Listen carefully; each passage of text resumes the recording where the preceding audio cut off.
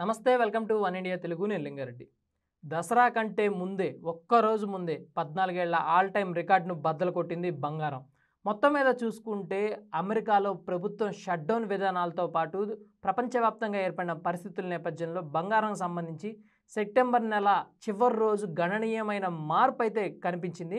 దీనికి సంబంధించి నిన్న సాయంత్రం కానీ చూసుకున్నట్లయితే ఆల్ టైమ్ రికార్డుని బద్దలు కొట్టేసింది.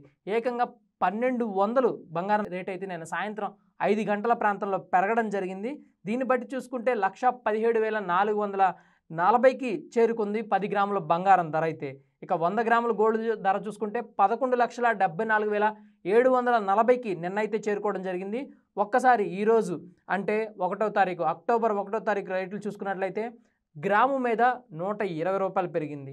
10 గ్రాముల మీద ₹1,200 పెరిగింది. 24 క్యారెట్ల బంగారం ధర ఈరోజు కానీ గ్రాము రేటు చూసుకున్నట్లయితే 11,864గా ఉంది. ఇక 22 క్యారెట్ల గ్రాము బంగారం ధర చూసుకున్నట్లయితే ₹110 పెరిగి 10,875 వద్ద రికార్డ్ అయింది. ఇక 18 క్యారెట్ల బంగారం ధర చూసుకున్నట్లయితే ₹90 పెరిగి 8,898 వద్ద ట్రేడ్ అయింది.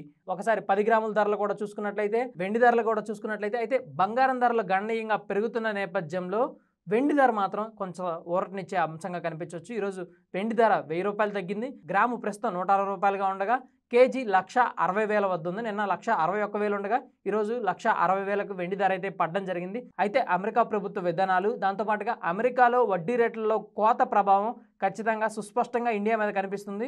దీని నేపథ్యంలోనే బంగారం ధరలు గణనీయంగా పెరుగుతున్న అవకాశాలు అయితే కనిపిస్తున్నాయి. అయితే సామాన్యుడికే కాదు, మధ్యతరగతి వ్యక్తికే కాదు, సంపన్నులు కూడా బంగారం కొనలేని పరిస్థితికి రానున్న రోజుల్లో వెళ్లే అవకాశాలు స్పష్టంగా ఉన్నాయని, ఇప్పట్లో ధరలు తగ్గి వచ్చే అవకాశం అయితే లేదని ఆర్థిక విశ్లేషకులు అయితే చెప్తున్నారు.